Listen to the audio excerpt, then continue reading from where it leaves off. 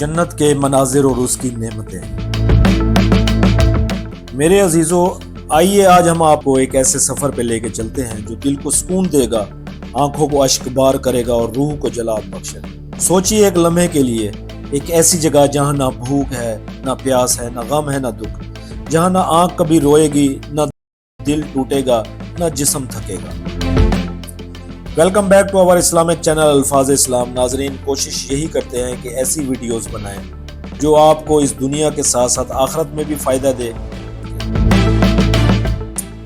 جی ہاں، یہ جگہ کوئی کہانی نہیں، کوئی خواب نہیں، بلکہ وہ مقام ہے جس کا وعدہ اللہ تعالیٰ نے قرآن پاک میں اپنے بندوں سے کیا۔ وہ جگہ ہے جنت۔ قرآن پاک میں بڑے واضح الفاظ میں بیان کیا گیا ہے، اور وہ لوگ جو ایمان لائے اور نیک عمل کرتے رہے ان کے لیے خوشخبری ہے، ان کے لیے باغات ہیں، ان کے نیچے نہریں بہتی ہیں۔ یہ وہ مقام ہے جس کے بارے میں رسول اللہ صلی اللہ علیہ وآلہ وسلم نے فرمایا، جنت میں وہ چیزیں ہیں جو نہ کسی کان نے سنی ہیں اور نہ کسی دل میں ان کا خیال آیا ہے۔ کیا آپ جانتے ہیں یہاں سب کچھ ایسا ہوگا کہ دنیا کی سب سے بڑی دولت اور سب سے بڑی خوشی بھی اس کے سامنے بے قیمت لگے گی؟ لیکن ایک سوال ہے، کیا ہم اس جنت کے حقدار ہیں؟ آئیے آگے بڑھتے ہیں اور دیکھتے ہیں کہ جنت کے دروازے، اس کی نہریں، اس کے محلات اور سب سے بڑھ کر اللہ کا دیدار کیسا ہوگا۔ جنت کے دروازے۔ جنت کوئی ایک دروازہ نہیں بلکہ اس کے 8 دروازے ہیں۔ ہر دروازہ ایک خاص عمل کرنے والوں کے لیے ہے۔ حدیث پاک کا مفہوم ہے کہ رسول پاک صلی اللہ علیہ وسلم نے فرمایا ہے، جنت کے 8 دروازے ہیں اور ان میں سے ایک دروازہ باب الریان ہے، جس سے صرف روزہ رکھنے والے ہی داخل ہوں گے۔ ذرا سوچئے، قیامت کے دن جب لوگ حساب دے کر پسینے میں ڈوبے ہوں گے، کچھ جہنم کی طرف کھینچے جائیں گے، تب اللہ کے نیک بندے فرشتوں کے استقبال کے ساتھ جنت کے دروازوں سے گزریں گے۔ ہر دروازے پر خوشبوئیں ہوں گی، روشنی ہوگی اور فرشتے کہیں گے، سلام ہو تم پر، تم بہت اچھے رہے، اب ہمیشہ کے لیے جنت میں داخل ہو جاؤ۔ سوچئے ہم کس دروازے سے داخل ہونا چاہیں گے؟ باب الصلاح، باب الصدقہ، باب الجہاد یا باب الریحان؟ جنت کی نہریں اور باغات۔ جنت کی نہریں اور باغات، جنت کی سب سے بڑی پہچان ہے اس کے باغات اور نہریں۔ قرآن پاک میں ہے کہ اس میں نہریں ہیں صاف پانی کی اور دودھ کی، جس کا ذائقہ کبھی نہ بدلے گا، اور شراب کی جو پینے والوں کے لیے لذت ہے، اور شہد کی نہریں جو صاف ہیں۔ وہ پانی جو ہمیشہ شفاف ہوگا، وہ دودھ جو کبھی خراب نہ ہوگا، اور وہ شہد جو ہر ذائقے سے میٹھا ہوگا، اور وہ شراب جو سرور دے گی لیکن نشہ نہیں۔ ہر باغ میں درخت ایسے ہوں گے کہ ان کا سایہ میلوں تک پھیلا ہوگا۔ ہر درخت کے تنے سونے کے ہوں گے، شاخیں چاندی کی، اور پھل ایسا کہ ایک دفعہ کھا لو تو بار بار کھانے کو دل کرے گا۔ رسول اللہ صلی اللہ علیہ وسلم نے فرمایا ہے، جنت میں ایک درخت ایسا ہوگا اور اس کے سائے میں گھڑ سوار 100 سال تک سفر کرے گا لیکن وہ ختم نہ ہوگا۔ جنت کے محلات اور لباس۔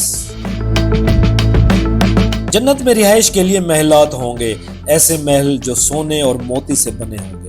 ان کی اینٹیں چاندی اور مٹی کی مشق کی ہوں گی، ان پر سبز ریشم اور اطلس کے کپڑے ہوں گے، اور انہیں چاندی کے کنگن پہنائے جائیں گے۔ سوچئے، آج ہم دنیا میں چند کمروں کے مکان کے لیے زندگی بھر محنت کرتے ہیں، اور جنت میں اللہ ایک ایسے محل کا وعدہ کر رہا ہے جس کا تصور بھی ممکن نہیں۔ جنت کی بیویاں اور خادمان۔ جنت میں اللہ اپنے بندوں کو پاکیزہ بیویاں عطا فرمائے گا، حورین عین۔ قرآن پاک میں فرمایا گیا ہے، ان کے پاس شرم و حیا والی بڑی آنکھوں والی حوریں ہوں گی جو چھپائے ہوئے موتیوں کی مانند ہوں گی۔ اور صرف یہی نہیں، جنتی نوجوان خادمان بھی ہوں گے جو ہر وقت خدمت میں حاضر رہیں گے۔ جنت کی سب سے بڑی نعمت۔ جنت کی سب سے بڑی نعمتیں نہ نہریں ہیں، نہ باغات ہیں، نہ محل، نہ حورین عین۔ سب سے بڑی نعمت ہے اللہ کا دیدار۔ قرآن پاک میں فرمایا گیا ہے، اس دن کچھ چہرے تر و تازہ ہوں گے، اپنے رب کو دیکھ رہے ہیں۔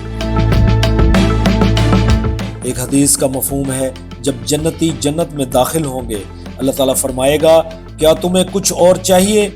وہ کہیں گے، اے اللہ، تو نے ہمیں سب کچھ عطا کیا۔ اللہ فرمائے گا کہ میں تمہیں اپنی رضا دیتا ہوں، اور اب کبھی تم سے ناراض نہ ہوں گا۔ یہی سب سے بڑی خوشی ہوگی جب بندہ اپنے رب کا دیدار کرے گا۔ جنت کا سب سے چھوٹا اور سب سے بڑا درجہ۔ رسول اللہ صلی اللہ علیہ وآلہ وسلم نے فرمایا، جنت کا سب سے چھوٹا درجہ بھی دنیا اور جو کچھ اس میں ہے اس سے 10 گنا بہتر ہے، اور سب سے اعلیٰ مقام ہے فردوس الاعلیٰ، جہاں اللہ کا عرش سایہ فگن ہوگا۔ حدیث پاک کا مفہوم ہے، جب اللہ سے دعا کرو تو فردوس کا سوال کرو، کیونکہ یہ جنت کا سب سے اعلیٰ درجہ ہے۔ جنت پانے کا راستہ۔ تو پھر سوال یہ ہے کہ اس جنت کو پانے کا راستہ کیا ہے؟